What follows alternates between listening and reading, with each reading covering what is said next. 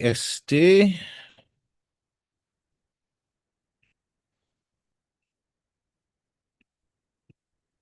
right, Nihitatsek, Komatsotso, Hungan. Okay, Nigatsabetek, Este, Ko Lalatlaha, Hungan, Gaigigi Instagram, Gaigigi YouTube, Gaigigi Facebook Lokwi, Hungan, Enigi. Hungan, all right. Biba. All right. Half a day, Todos Hamzu, Gwena Hudung. Estigi Inwebuna episode Fanatsu. This is give me a guide. This may be the biggest episode of Fanatsu ever. And I think it's an important one because this one is packed filled with extra inafamaulik, extra tsensuli, extra gwenaidza, because there are those in the Marianas, there are those in Micronesia who need a lot of that right now because we are a few weeks from Typhoon Sinlaku hitting the region. And while Typhoon Sinlaku grazed Guam, it had devastating impacts in in the FSM. It definitely impacted Guam as well. Its worst impacts were felt in the CNMI, where it may take months for recovery there. And there's a great need for support. And Besangani Hamzunu Esti, I can tell you this, that one of the ways that we can see truly that Chamorros, that people from this region have made use of social media, virtual technology, and other things to try to kind of make use of that in order to build up their own networks to sustain themselves in order to sustain themselves and in order to build themselves up. We really see that in terms of what happens after Typhoon Mawar and with Typhoon Sinlaku, is that after Typhoon Mawar, after Typhoon Sinlaku, these these posts going up, calling for aid, calling for support, were already appearing, in which people were saying, let's help out Imanyat Luta, let's help out Imam Parentesta. And so I'm very excited that for this episode of Fanatsu today, we have those who are here, some of those who are here in the diaspora and in the Marianas, who have been doing the work to connect nonprofits, to connect organizations, to connect families with those who can help, those who can provide relief, monetary donations, direct aid, supplies that are needed. And as I said, Timan dadagitsu, siyempre estimos donkulo na fanatsu. I don't think we've ever had the Zoom room this full with the fanatsu episode. This is what the front of your house looks like with the Zori collection, when your family gets together. And so when we talk about mutual aid, when we're talking about sort of relief and recovery efforts, you know, a lot of people think of humanitarian, they think of donation, right? They think of just, can't I make a donation? Can't I just give to the people that ring the bells in front of Hagatnya Shopping Center and Christmas like that? But what's beautiful about these movements that we see is that these are mutual aid networks. And that's something, that's what puts it really in a very profoundly beautiful cultural category.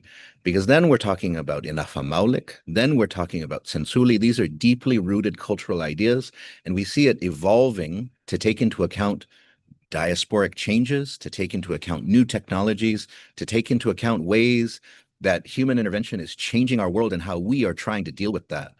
And so I'm so excited that we've got a whole bunch of people here to talk about the amazing work that they've been doing. And so we're going to start. We've got Sinahanya Squares here. And so we're going to start with Siobhan McManus, because she's from down south. And so and actually she's on the Hoggett side of my Sinahanya Squares in the Zoom boxes.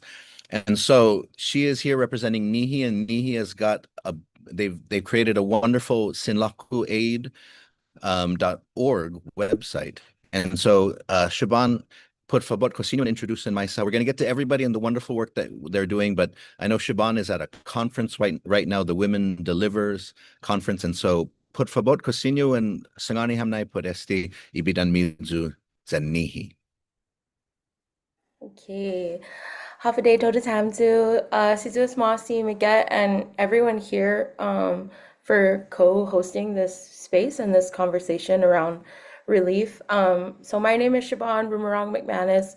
I work in the communications department. Well, okay, we're a small nonprofit. We don't have departments. I am the communications person at Nihi Indigenous Media, which is an organization based in Guam that exists to uplift stories across the Marianas. A lot of times when people are like, what does a media org have to do with first aid response? We say, we also ask ourselves that question. But the reason why Nihi's in this space is because after Super Typhoon Mawar hit us in 2023, there was such an urgent need at first just to stabilize who we knew had the most urgent needs, like unhoused. They are now living nowhere to live. The shelters were at capacity. And me, at the time, we had access to certain funders that were willing to give us flexible funding to support direct cash aid. So sinlakuaid.org is a website we built off the model of Operation Olive Branch and Help Maui Rise, similar mutual aid efforts that were responding to crisis. And instead of having people donate to Nihi and then for us to manage that money and send to families, we wanted to kind of remove the barriers from those who want to donate and the families themselves. So sinlakuaid.org is just a place where we're hoping that if you know families that are in critical need, you can either help them make a GoFundMe and they can submit their information. And then around the world, the diaspora, not even just the Chamorro diaspora, but just all of our community networks, we like all of us, we like once you know, multiply all of our communities, it's exponential. It might as well be the entire west coast of the US. It might as well be all of Micronesia and also Polynesia and Melanesia, based on, you know, we're at a conference here with a gathering of like the entire Oceania.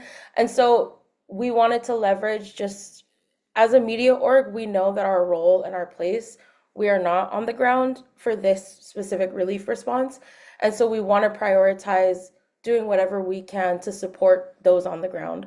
And we wish we could offer, you know, our labor and our sweat, but we know that we wouldn't be able to do this without the organizations in Saipan, in Tinian, in Rhoda, in Chuuk, who are communicating their needs to us. So I just wanted to also bring that into the space that our effort is a very small part of a big network of mutual aid. Oh, thank you, Maget, for pulling up the website. So yeah, if you go on the website, you can kind of scroll down and see we've already started to populate it with families who have submitted their information. And our biggest thing is like, as probably everybody here knows too, you know, when you're organizing your communities, whether they're at your home or, you know, Sanlagu, $100 might not go far for like an entire community if you're trying to spread that around 1,000 people, right, who are now homeless. But one person's $100, they know that if they give it directly to a family, that's going to stabilize them for at least a day. So for us, we just wanted to create a way, like one option for people when they're thinking about giving and when they're thinking about relief. Mutual aid is about breaking down the barriers for people to receive help. So whether it's supply chains that everybody here is helping streamline, whether it's not just relying on institutions that often don't serve us because they're not made for us. I'm not here to talk. I won't like, you know what? And if you volunteer for Red Cross, you're not an enemy. But okay, I'm not about to make this a crazy political conversation. Let me relax. But all that to say, I feel like in relief work, once you've done it enough times, mutual aid and kind of our people know how to assess our needs the best. We know how to listen to our community best.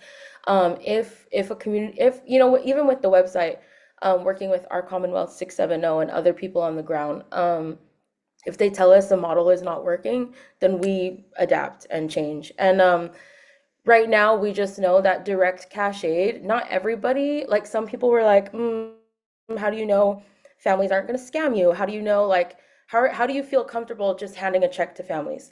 And for Nihi, we operate in the same way that a lot of our native funders do, which is through an understanding of trust. When you think about when you go to a funeral and you're giving tensuli, you don't go to the grieving family and say, and are you going to spend that, on good things or bad things? It's like, no, you drop your chintuli in the box, you say, I'm so sorry, and then you move on with your life because that's like we have our own systems of reciprocity and our own systems of taking care of each other that mutual aid is like a term, right, in our collective organizing, but we already have our own ways of doing that. And that's why like in Afat Malik, Kutsurin Chamorro Foundation, it's like we have our own ways of doing this. So when crisis comes, we know how to organize ourselves and listen to each other. And I think for us right now, we're just trying to do our best to listen to the families on the ground for what they need and trying to get direct cash aid to the most urgent needs right now. I mean, there's just so many people who are unhoused right now that we're trying to get them stabilizing funds. But yeah, let me not talk too long, but I just wanted to say all of those things so that people tuning in, you can understand what Nihi's very small role in this is. And also to just uplift the website. Like if you know families that maybe don't have access to as much like technology that it requires, or even connectivity that it requires to make a fundraiser. Um, the other part of why we created Sinlaku Aid is that in the months from now, when let's say like the Marianas gets their power grid back on and connectivity, families who were hit the hardest, they're going to be in recovery mode for maybe a year. So for us, we don't want them to be forgotten after the waves of relief come. We want to have a directory for people to find families 3 months from now, 4 months from now, a year from now, because those are the families that will still be in need of our chenchuli. And so we want to be able to throughout the year, even if, and like it might seem weird to think about relief not just in the first aid response, but in the long term. But a year from now, when those families are hoping to still be remembered, we want to have a way to share their stories and their and abilities to help them. Um, but yeah, that's all I wanted to say. I also want to end by saying thank you all for everyone who's here. It can be so heavy to like just to know that our families up in the Marianas are hurting so badly, but it makes me feel so good that like one thing Chamorros are good at is getting our shit together and organized and helping. So yeah, that's been the joy that's lifting me through this heavy time. But yeah, you all are incredible and thank you for all the work that you're doing, all the organizing, all of the supplies, supply chain movals. Um, I was giving Matson a run for their money. It's like, this is Chamorro shipping lines right now. I'm like, whoa, we move fast. Yeah. So shout out all of you. You're so incredible. And thank you from Nihi. C'est juste Marseille. No, c'est juste Marseille Shaban and Tanihi. And I put the sinlakuaid.org link in the comments for the live stream. And so again, thank you for that. And again, and it is, I think in the next few kind of presenters where it is important to help support, but it's also important that when, these types of things happen, we do ask some questions about like, what type of support is the best type of support. And so, it's so that's why it is good to think about, is the best thing to just kind of show up right afterwards, offer something, and then disappear? Because if the recovery goes on for months or for years, then that type of support isn't the best type of support. Hungen no FEMA, Hungen mangyao FEMA. I mean, that's always the problem with FEMA. FEMA is like, oh, we're on a plane, we're right there, and then they're gone. And then And so, if recovery takes years and, FEMA's on a clock, well, it's not particularly helpful. And so I know that I'm looking here at the rest of you. And so who is Todong? Hago no? Hunggan, I'll hunggan. go next. I'm going to go to the other end of sort of the Chamorro squares. Okay. And so Todong Hago Pago put for boy.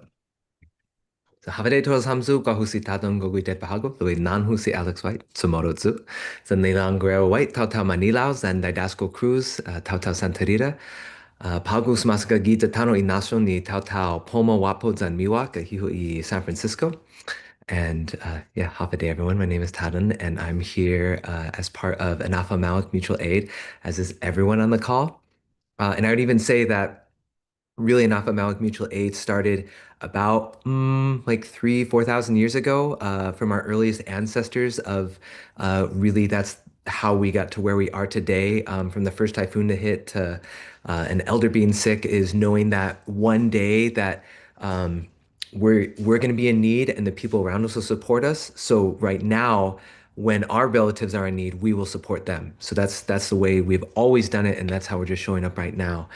This current iteration of Anafik Malik Mutual Aid began in 2023, and I might actually try to share just a few slides, so, just to kind of visualize some of that. And here we go. All right. So really began 3 years ago after Typhoon Mawar, but one of the things that I think is going to be a reoccurring theme, we already heard Siobhan share it, is the sense of mutual aid. And when I talk about mutual aid to people who are not Chamorro, I basically say it's mutual aid, reciprocity, solidarity, not charity, and like supporting each other interdependently, and a sense of like social harmony with family, right?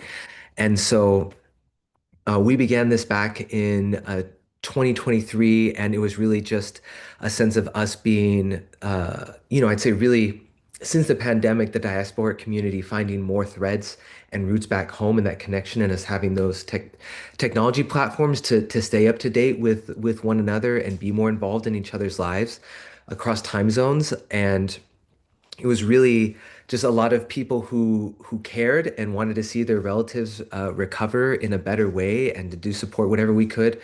It's of course we know that our relatives on the front lines who are living through the typhoon themselves are the first ones to be impacted, but there's a certain sense of helplessness that those who live so far away from our home and our islands feel when we know our relatives are experiencing those hardships, and we just want to do whatever we can. So what we did in 2023 was just gather, open up, started building those relationships, going off of the work that Katuan and Chamorro Foundation has done, the relationships that Payless has had with Matson for years, and really just coming together and listening to the needs of MCCA, Micronesian Climate Change Alliance, and saying, what do you need? And everyone here collecting resources, setting up donation drives, and then filling up two shipping containers, one in San Francisco and one in Long Beach. And in the matter of 6 weeks, we had over 50,000 pounds of supplies delivered to Wuhan after Mawar.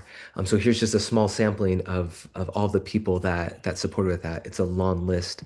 And where we are today, because we had that infrastructure from 2023, when we saw Sinlaku approaching, it's actually Janae, I'll say, just saying like, hey, time to reactivate Napa Mountain Mutual Aid.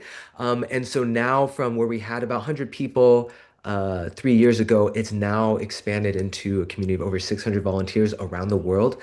This map's not even updated, but I can even show here, right, is we have people all the way from Hawaii and Alaska all the way to the East Coast.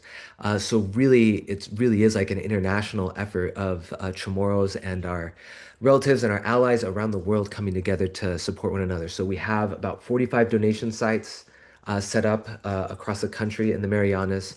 And the way that, when we say like mutual aid and solidarity, not charity, is, I think I think it's impossible to separate the political, from these type of situations. And so we just know there's roles that like FEMA and Red Cross can play, but really it's not going to be culturally informed, right? And they're going to kind of see people as like victims of a natural disaster, right? As seeing them as survivors that are going to be leading the relief efforts and that we should be listening to.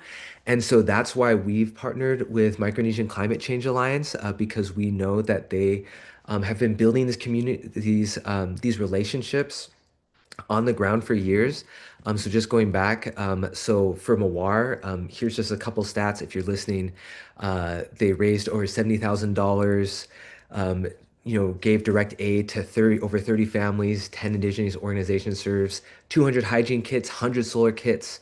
And 2 shipping containers that were really going to places that FEMA and Red Cross never would, right? And they're finding the people who are the most vulnerable and at risk and are on the roads that are never going to be on Google Maps or any other mapping thing, but we know because they're our family and they're our relatives and they're part of our community, going door to door and seeing what they need and coming back to the community asking for that. So, Micronesian Climate Change Alliance, they're part of the Climate Justice Alliance.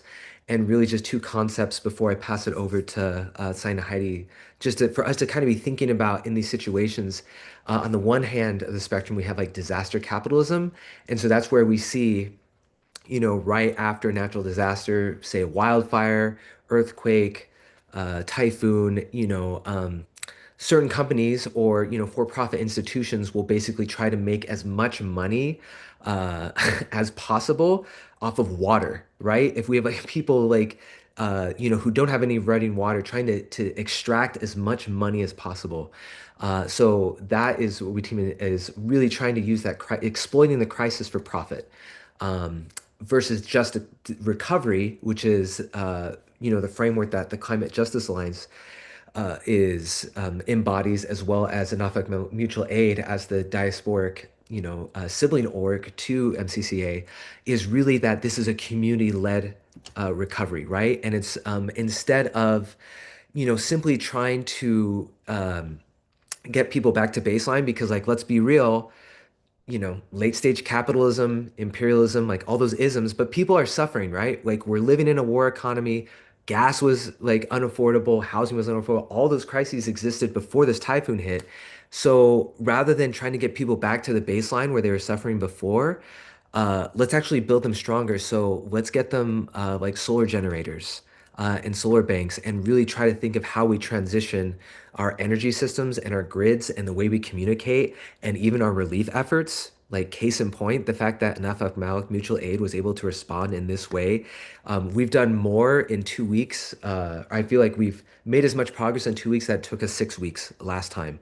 And the growth has been exponential. So that's just a little bit, but I want to hand it over to Saina Heidi to kind of talk about, like we're learning from those who came before us, like Azuda Foundation, KCF, all those organizations have been doing this culturally based Anafa Malik for decades, and we're just trying to expand upon that and grow that reach. So yeah, we've been working closely like with Couture and Chamorro Foundation and like really learning from Saini Heidi and nafamalik.us and other elders that we have in the movement. Just saying. So, all right, on to yeah. So, Saina Heidi, if you want, do you want me to show the slides or do you want to just speak?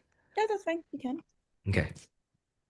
Hafade Todosamzu, Inan Husi, Klafa Nagui Saina Heidi Takala Kinga, Tau Tau Parisville Tamuni, Gibandan Tatao, Tau Tau Piti, Familian Carabao, in Gibandan Nanahu, Tau Tau Inalahan, Familian Godzu.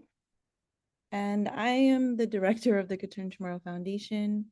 We're established in 1993 and we're based here in the extended beautiful island of Long Beach in California. Yeah, we've just been doing what we can. We've been here over 3 decades and unfortunately, right, we had to expand to just support our community because it started in, I believe, 2015 when we did work for Solidar, and then also in 2018 with you two. We just stepped up with our cousins in the CNMI, asking for help and pulling together containers and aid as much as we could, and just coming together over the years when something major would happen.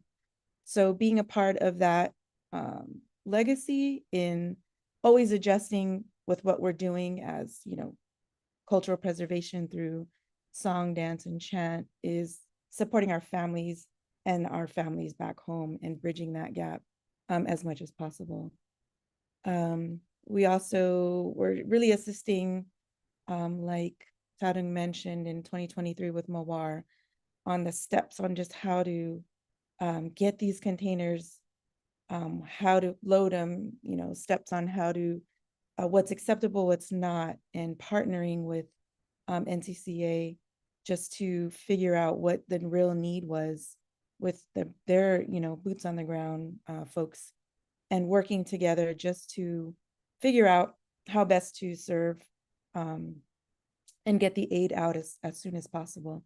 So, I mean, our partners stretch all the way from Palele projects out in Los Angeles, the PISA organization, the kids at UCLA are part of our Southern California hub and container effort, the Sons and Daughters of Guam, San Diego, the Pacific Islander Health Partnership. So our partners that are outside of just, our immediate Chamorro community are stepping up.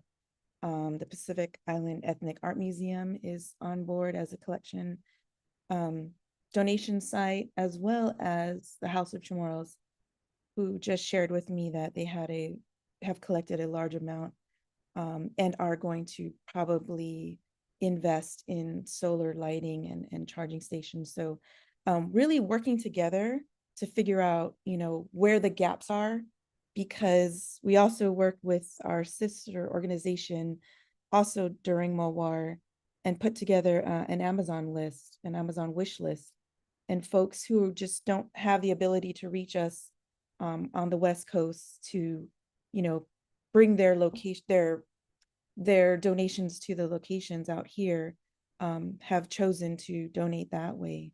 But it's really like, even now, Team 6702 out of Las Vegas, they are driving over with their donations, and also working with folks that are out in Arizona as well as in Texas. So it has expanded and duplicated so much that, like, Tadung has really just touched on the amount of people that are willing to just put their efforts into this, even with the smallest amount of dollars, or how we say, Tuntuli is not just monetary, but it's your time and it's your effort. So folks are really, really coming out of the woodworks to make sure and ensure that they help us in any way that they can. So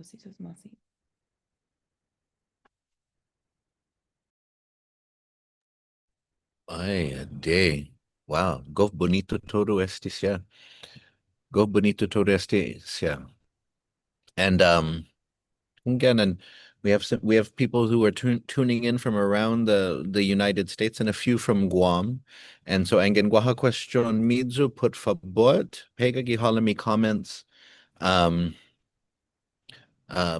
it is so inspiring to hear all of this. I mean, especially when we think about, and some of you who are my age or older, we may recall times when diaspora versus on-island Chamorro, off-island, on-island Chamorro, it was much sharper and more distinct. And so the ideas of, even like when a typhoon would hit the island, it would be you want to call, you want to check in on them, but the idea that you would actually want to help them would never even enter your mind. Like the idea that you would move to help back home would never, maybe you would pray, but you would never even think that you far away in the States would do something. to intervene and help.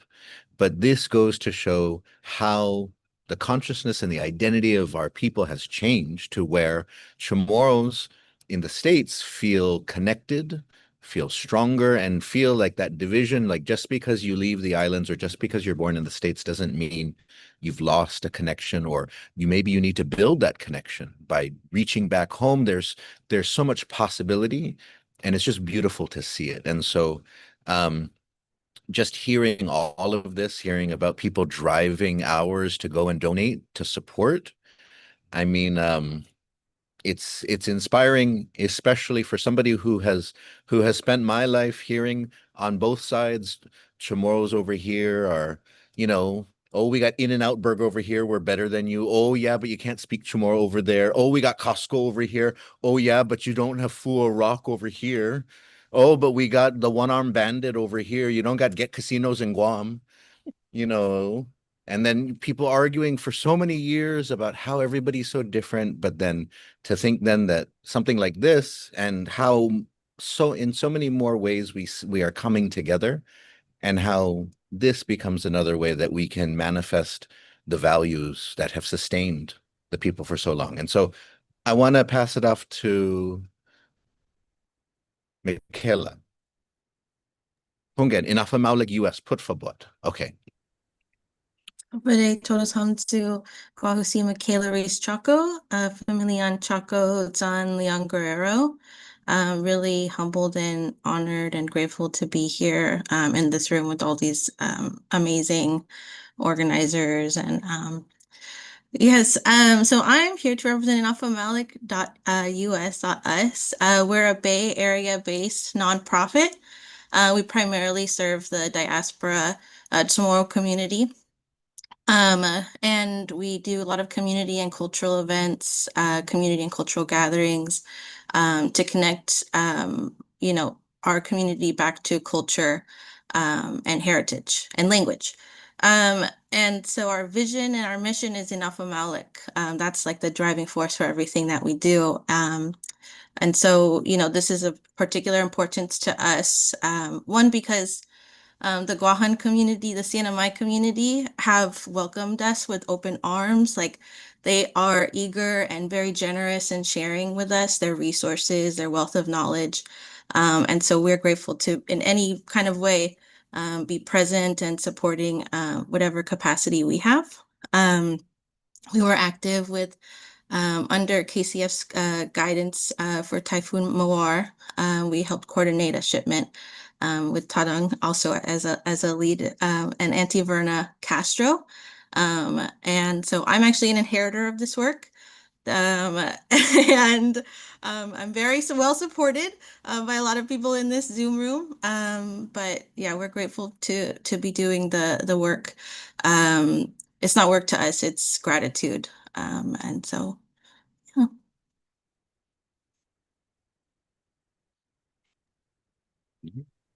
Sidus Masin. Sidus Masin. And let me see here. Who do I pass it off to now? Serena. Wait, Janai. No, dispenser to Janai. Hungen. Hi everyone. Hungen. Hafaday Hagu. y'all. Hagu Pagu. Hungen. Hafaday y'all. Kwahusi Janae. I with Tadong started Enough Malik Mutual Aid after watching TikToks of the typhoon and watching the storm wreck the island and not feeling like there was anything, you could do. And now, I mean, the network started with maybe 4 coordinating organizations and then a few other organizations that were local to those core hubs. And now it's exploded. It's been, I mean, within a week, we had people volunteering in the Pacific Northwest to assist with the container. Hawaii, the East Coast wanted to start doing a container, and it's like, okay, logistics are a problem here. We need to let's reel things in a little bit. And what the network has kind of grown into is this overall coordinating hub where you have the root hub, which is an Malik mutual aid, KCF, Malik.us, and MCCA, and then all these other little parts and pieces. And I mean, it's just been amazing to see the sheer growth. And for, like Tadong said, it was 2 weeks. I mean, we're not even fully 2 weeks into this, and it's like we've doubled or tripled what we did before. And we're making connections with other organizations who have done containers before on their own, and working with them to coordinate to make sure that each set of supplies is following the same list and that each set of supplies is going to where it's most needed. Um, and I think the most beautiful thing about seeing all of the Chamorros gather, whether they be diaspora, Northern Mariana Islands, or Guam, is that the question isn't where are you from? It's, oh, we're one Marianas. We're one people. And we've had so many other people ask, well, what about Chook? What about the other island? And knowing that the method that has been born out of this with Mawar and the previous typhoons, like Heidi said, was that we can do this for other efforts, other disasters going forward. MCCA is working with Right to Democracy, which I believe Sunil is familiar with, and the teams in the Virgin Islands and Puerto Rico are like, this is amazing that you guys have this all set up. I've never seen a relief effort this coordinated. And so they're like, well, the question has now become, how can we duplicate this for other communities, other people who need this kind of relief and these assistances? So it's honestly become a way for us to take our culture, that unique reciprocity, taking care of each other, the Malik of it all, and show who we are as a people to the rest of the world. And so, yeah, it's exciting, and everybody just wants to help, which is beautiful. So that's all. People, you sent me a slide. Did you want me to share that? And you Oh, that can be at the end.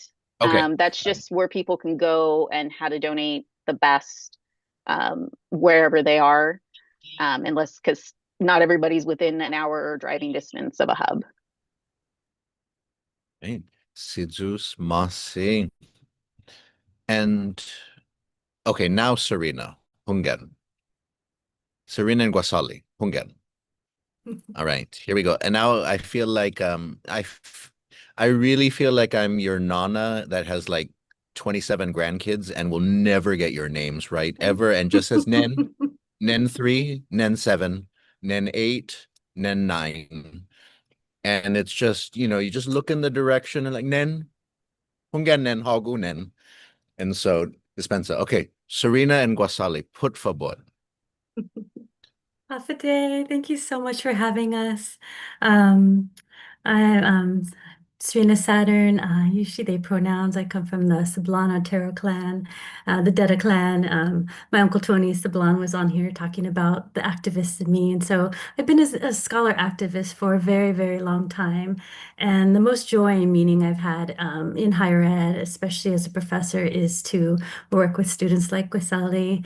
And it has to be political. We were able to work with Dr. Vilvacuan about decolonization and colonization, reproductive justice and injustice in the Mariana Islands. I've done a lot of work around systemic racism and the health disparities.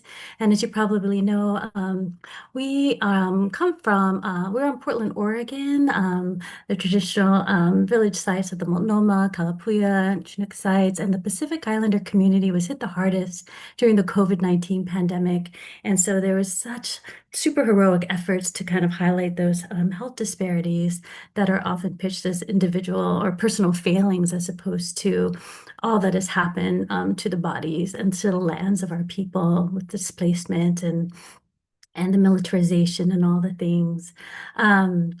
And so I'm just so honored to be here today, and I'll go ahead and hand things over to Kwasali and I'll share screen.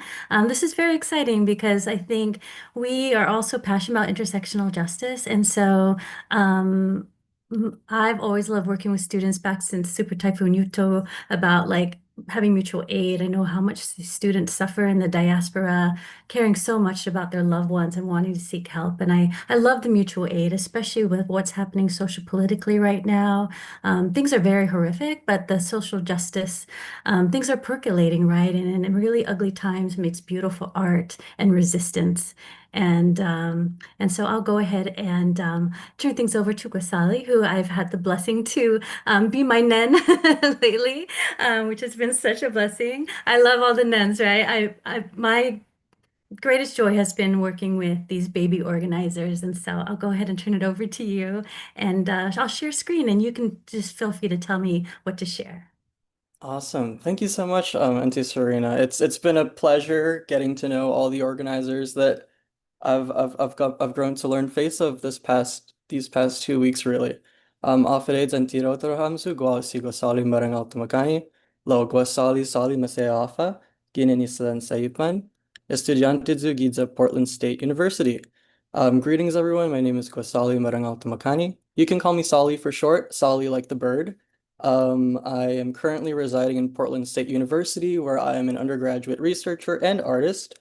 Um, I really don't know where to start other than I'm really honored to be here in this space. You are all people I've looked up to for a very long time, if not recently.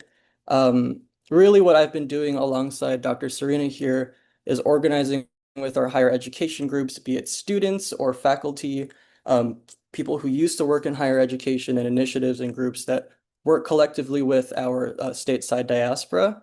Um, I am really but a single voice among the sea of stars that we have in my generation of incoming undergraduate students, students who are about to exit higher education and enter the workforce and begin to serve their community.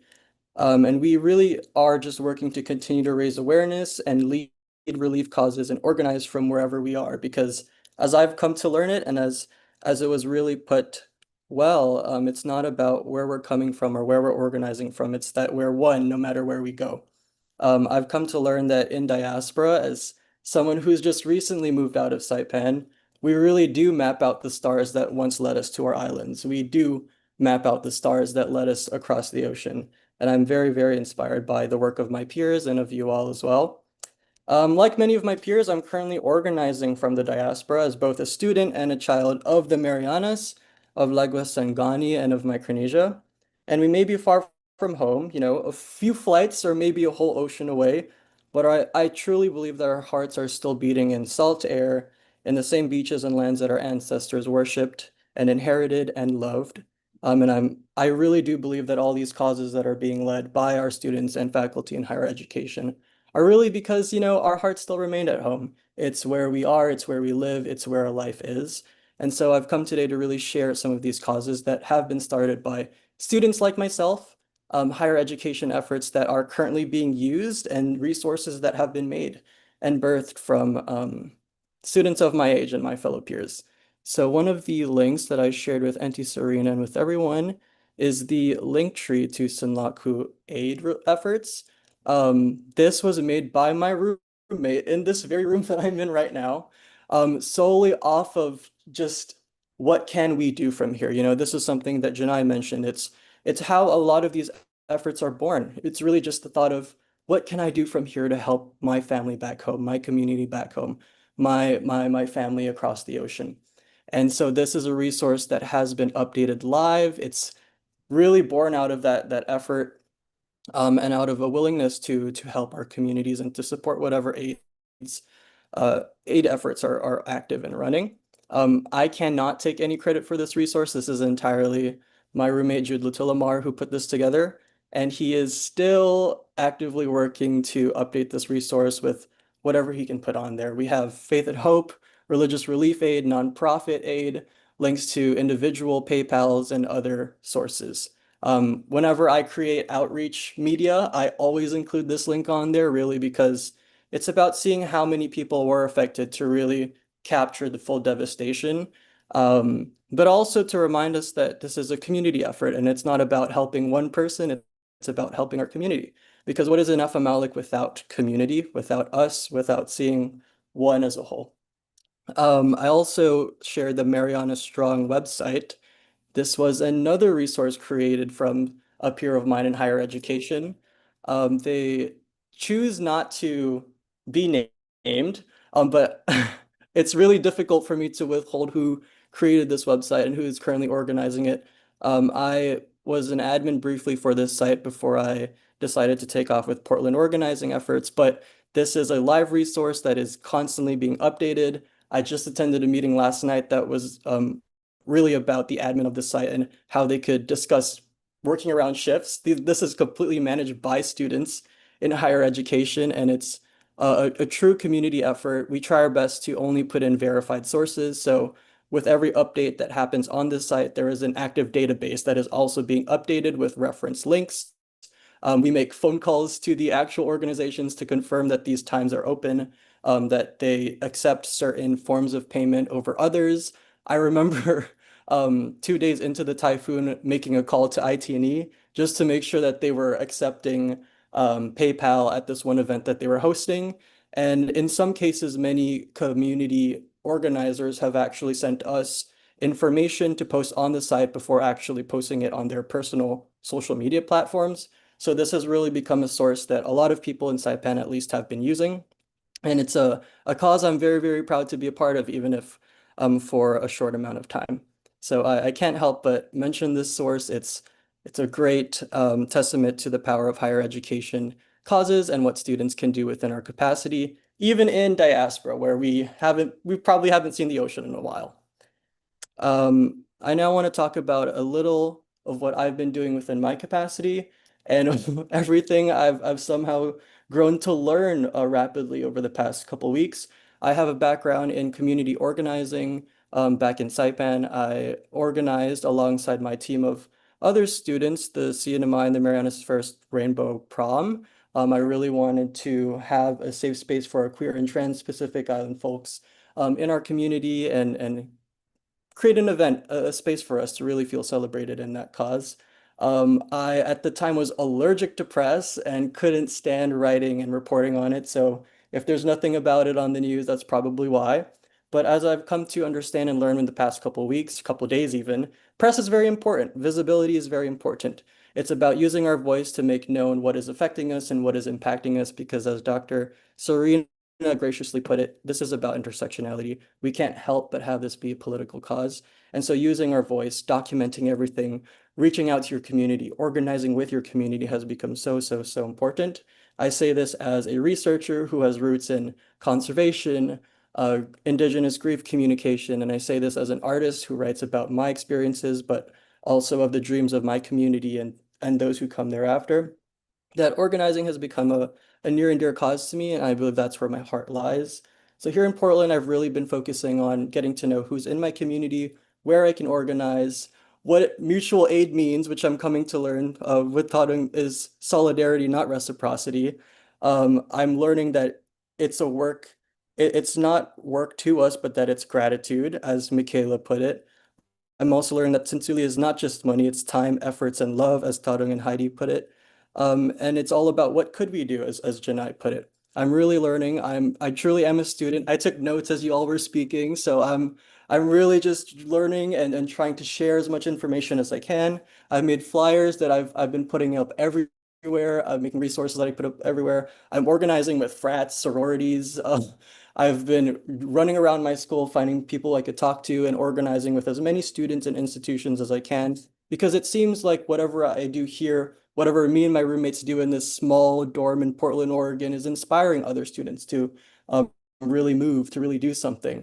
I have a new friend of mine in Kent State who has joined our calls and said, what can I do? I'm in the middle of Ohio. I know no Chamorro people. What can I do from out here?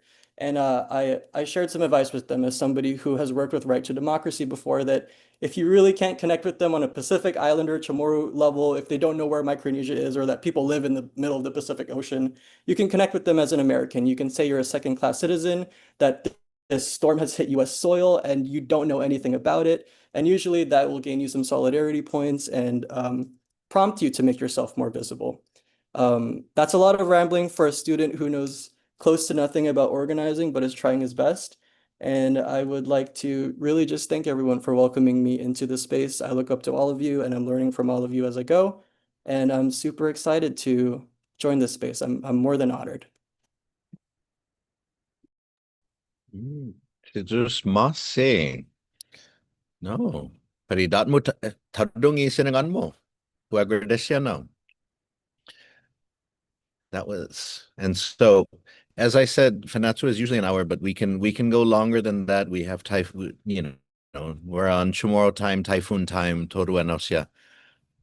And so, I think I might have gotten disconnected for a little bit there. I think I'm losing internet dispensed. So I'm going to hand it off to Brianna now. Brianna, go ahead because Brianna, go ahead because I might get disconnected right now. Okay.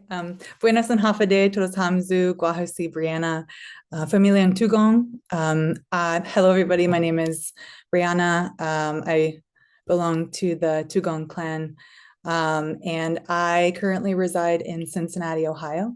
So I am located in the Midwest, and I find myself here by way of the incredible Enough Mutual Aid Network that I have really only been organizing with for a very short time.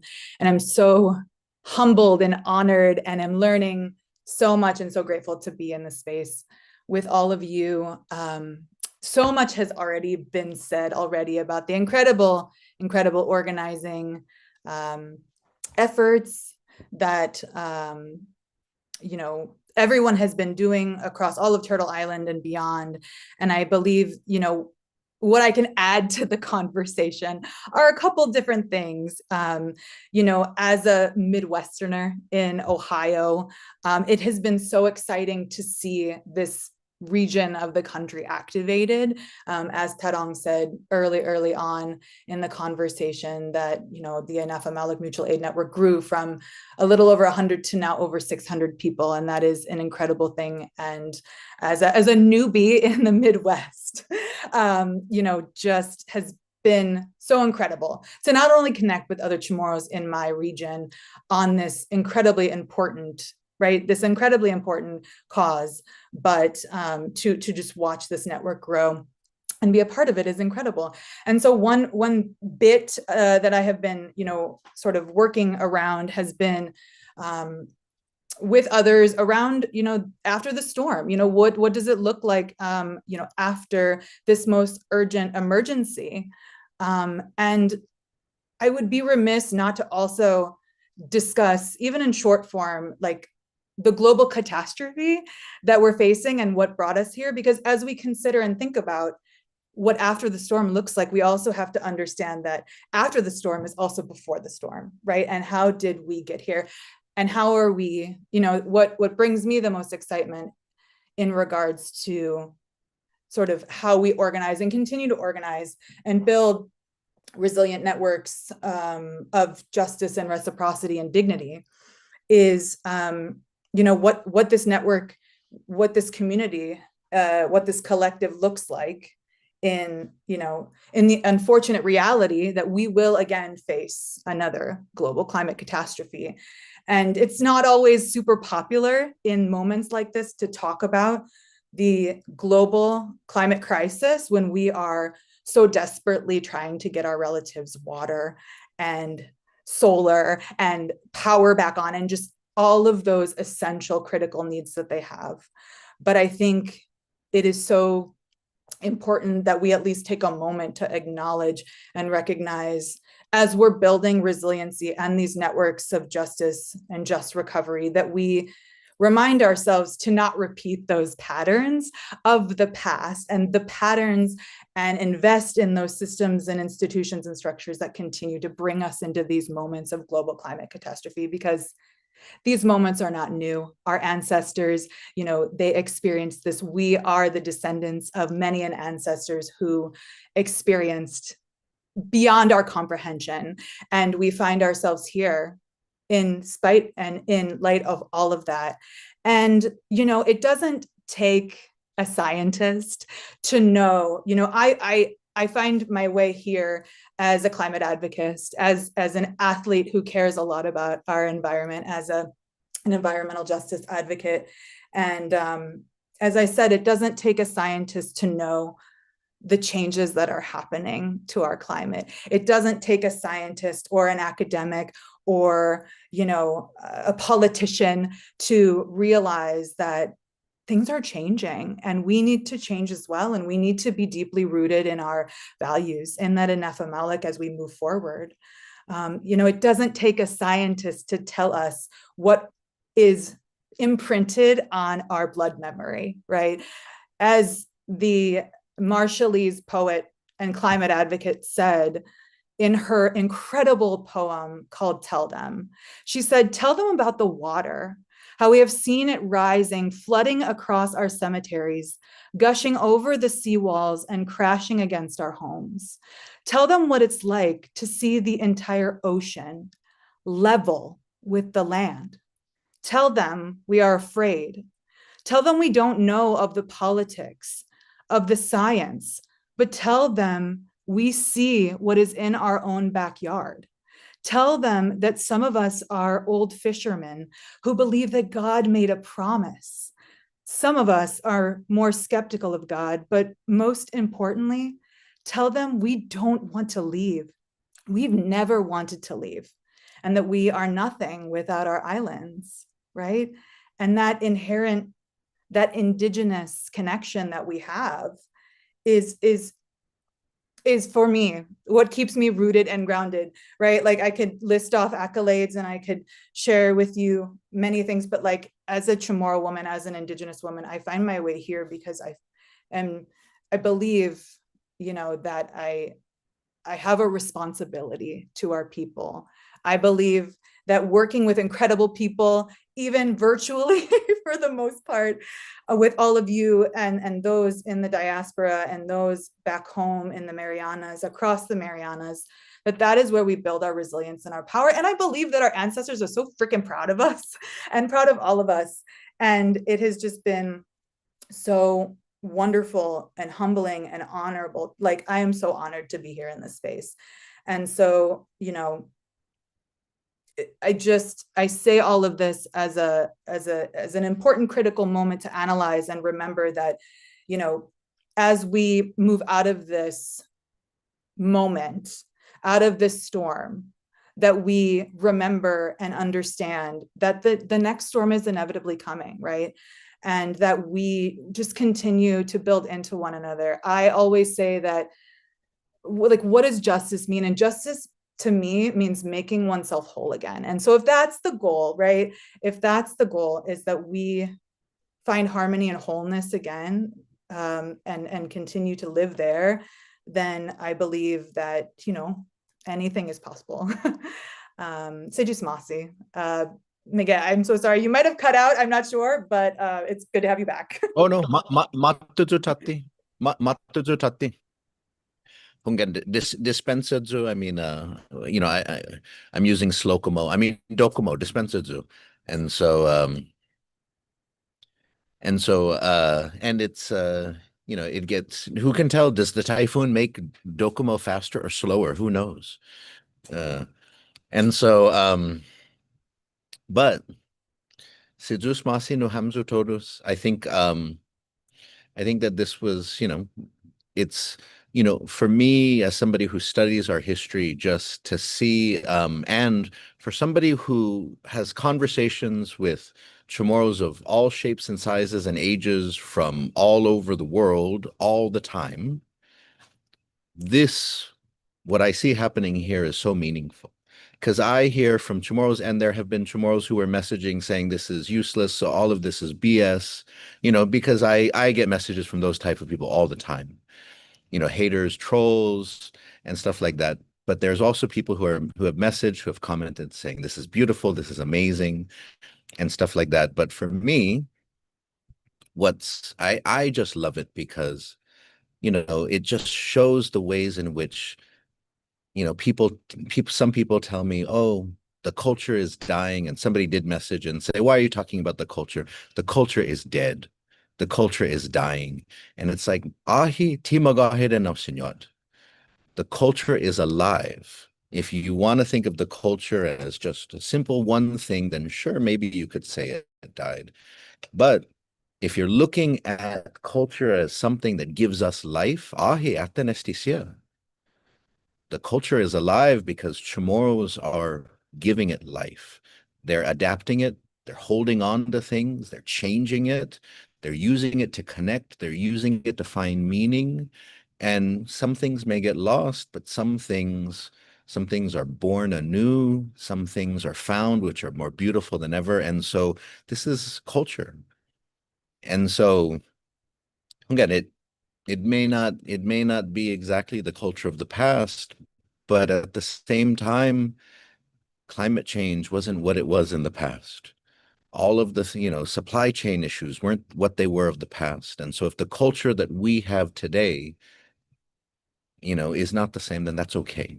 And so hearing what everyone has to share here is just, it's beautiful and it's amazing. And so I want to pass it off now to Sina Heidi, who can share some more information on where people can donate Hungan. Yeah. And so, por favor, Selu. So let's see. Janae, are you going to share or? Oh, Tadong. I can share if you want. So Sunil, if you could put that graphic up, just because I don't want to mess anything up Oh, trying to share a Hungan. screen. Um, so one of the biggest questions we got from the beginning and how we can help, the honest answer is always going to be financially. Um, Money spends, money makes things immediate. It makes things happen a lot faster.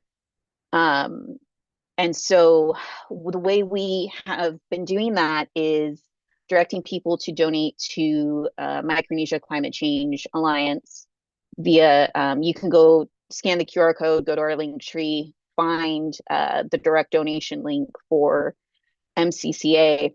And just to give you an overview, because of financial donations, we were able to have them, they were able to have their teams, not us, but they were able to have their teams on the ground within 24 hours as soon as they got the all clear. And they have teams on each of the islands, as well as the two very sparsely populated islands, even north of Tinian. Um, so the money is always going to be helpful, especially if you're far away and you're not near a hub like the Western Washington, um, the Bay Area, or Southern California. The other QR code is if you want to donate items and goods, you can go to our Amazon wish list. It is just one of the easiest ways to donate and to make sure the items get sent to the containers if you're, say, in Mississippi, Florida, something like that. Those are just simply the easiest ways to donate. If you're on the West Coast, all the information for the container hubs are on our Instagram as well as in our link tree, I believe. And yeah, I think that covers it. Also, since they already shared it, sinlakuaid.org, right? And then marianastrong.com is the other one, I think, right? Okay. Again, I got it right. But yeah, go help.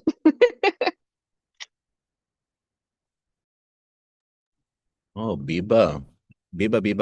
And so, and now I want to give a chance here for anybody if they have some closing thoughts. Kaling ko guaha ultimo na sinangan mo, anything that you would like to share before we close out the episode. You want to give a shout out to somebody who's watching. If you want to say, I want to give the shout out to my baby doll, siyempre hae kung okesti hungan, or Biba cumpleaños, for those of you that remember the radio from back in the day. Uh, I want to say happy birthday to my grandma. It's her 76th birthday, Hungan. And so if anyone would like to say something to close, put favor, and remember, say it now because you don't want to be the last one, because then you have to carry the weight of what everyone said for you, and it's got to be powerful. You know, you don't want to be like the Key and Peele speech, the guy who spoke after MLK Jr. And so okay, Sina Heidi, go ahead. And then if anyone else wants to go after that. Yeah, I just want to say, yes, uh, the work that we've, been doing is over the decades, but it is so beautiful to be able to link up with everybody here on top of everyone across, Sanlagu that, we never felt alone in the work. And I think here too, we never feel alone in the work. But the support system that it has expanded in the amount of time that Tarung mentioned, is a third of the time that happened with Mawar. And I know, I have no doubt that we know something's going to happen again, that these folks will pick it back up without a doubt and continue the work. So I just wanted to thank everyone here, as well as those who could not make it, that we are here to support all of the efforts, big or small, and that we want to make sure that everyone knows that those containers are coming and other efforts after that are coming, and that we want our folks back home to know that we love them, that they are not alone, and that we too will continue to force push forward and work hard in getting as much need and care in those containers as possible. So when they open it up, that they know that our hearts are there with them. So, see this Mossy. Oh, si Diyos Masi. Okay. Siyempre, un bonito na finakpo, no? Para I think that's a good way to end. Unless somebody wants to give a shout out to their nana or their baby doll or their baby boy or their querido. Okay. No, okay, all right. Hey, zahunay na besangani hamzu todos y mangay gihol midzum si Diyos Masi ni fondo ni corazón si Diyos Masi pari fanaton midzu para hugo fagradesi hamzu por todo y bidan mi midzu para tau guinigi Marianas piori luta y mamparentesta gi isla sankatan. Thank you for all that you're doing. Si Diyos Masi and para hamzu ni umeega zan umeekungog gi online. Si Diyos Masi perinega. Este finakpo este episode fanatsu. Adios, este aquí